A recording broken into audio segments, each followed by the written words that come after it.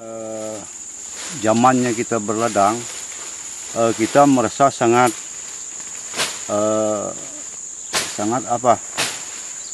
makmur gitu.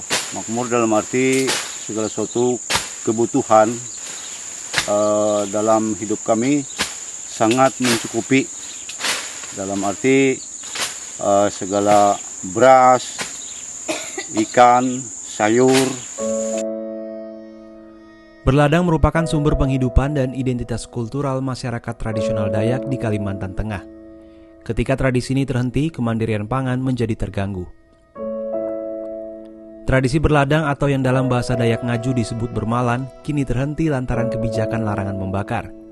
Padahal membakar merupakan bagian yang sulit lepas dari tradisi tersebut. Hal itu terlihat di Desa Kalumpang, Kabupaten Kapuas, Kalimantan Tengah. Kenangan kejayaan tradisi bermalan ini dikenang oleh Sanyo dan Ambun Suteng, pasangan suami istri warga Desa Kalumpang, Kabupaten Kapuas, Kalimantan Tengah. Sanyo mengungkapkan di masa sebelum pelarangan membakar, hasil ladang yang mereka dapatkan bisa untuk memenuhi kebutuhan sehari-hari. Menurut dia, lahan 1,5 hektar yang digarapnya dulu bisa menghasilkan 400 blek atau kaleng gabah kering giling. Namun sejak larangan membakar lahan mulai 2015, warga otomatis tidak bisa berladang. Sumber kehidupan sehari-hari pun menjadi sulit. Menyakitkan sekali buat kami. Faktanya sekarang kami merasa dimiskinkan, sangat miskin. Untuk kebutuhan hidup,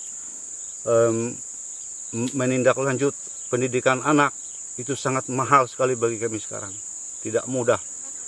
Artinya drastis turun sekali untuk keberlanjutan kehidupan kami. Nah, dari efek dari aturan-aturan larangan membakar itu. Antropolog Dayak Marco Mahin mengatakan berladang memiliki peran sentral dalam kebudayaan Dayak. Bahkan puncak budidaya dalam berladang menjadi penanda tahun baru Dayak. Nah, ketika ada pelarangan terhadap sistem peradangan Dayak itu, otomatis 3 hal ini juga dilarang. 1, ruang hidupnya. Ruang hidupnya mereka kehilangan ruang hidup.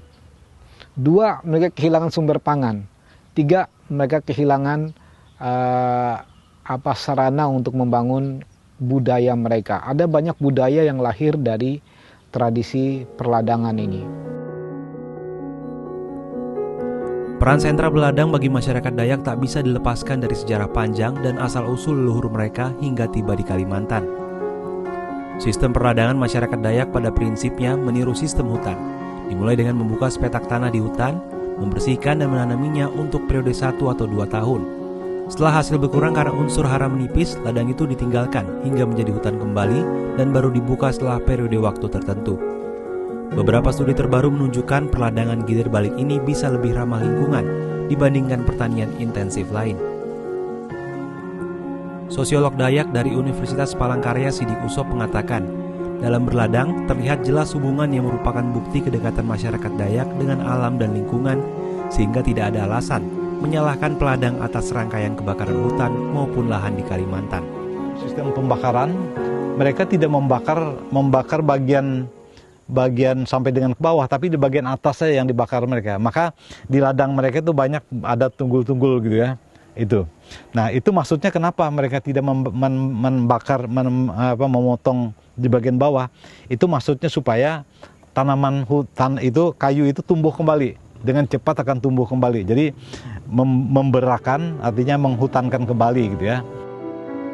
Dampak pelarangan membakar kini dirasakan masyarakat Kalimantan Tengah dan Dayak di Pulau Kalimantan pada umumnya. Mereka sudah hampir 8 tahun tak berladang sejak dilarang membakar.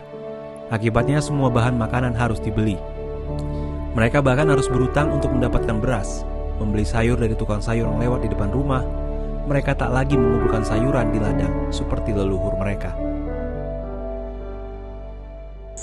Dalam artian negara atau pemerintah itu jangan hanya melihat membuat aturan-aturan tanpa melihat. Jadi harapan saya seandainya bisa, mari kita duduk bersama dan jalan bersama harapan saya mereka supaya bisa melihat, mendengar, dan merasakan apa yang kami rasakan sekarang. Efek dari aturan-aturan itu.